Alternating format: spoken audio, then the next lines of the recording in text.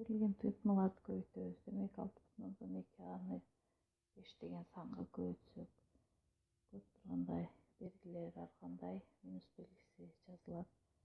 Көбөйтсөк 31 а келип чыгат.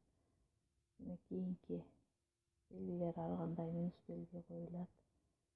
Демек көбөйтсөк 5 деген сан келип чыгат. Көрүп тургандай 4,4,125. Кийинки коэффициенттерин гана көбөйтөбүз. Көрүп тургандай демек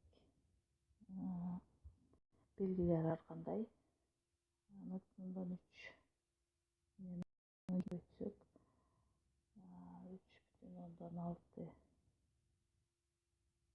x y деген тыйынтма келип чыгат. X менен y өзү көбөйтүлүп жазылат. Демек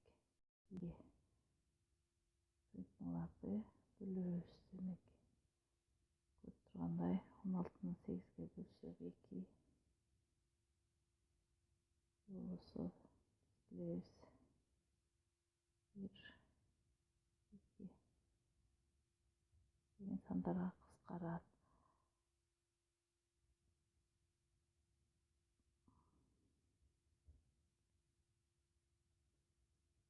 Кийинки x'nin 3-чү даражасын x'nin 2-нчи даражасына көбөйтсөк,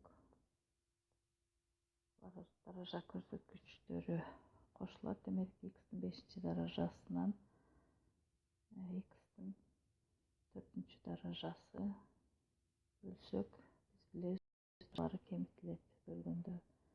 X'nin 1-нчи даражасы же болбосо жазбай койсок да болот. Кийинки y-nin 4-чү даражасынан y-nin 2-нчи даражасын алсак, y-nin 2-нчи даражасы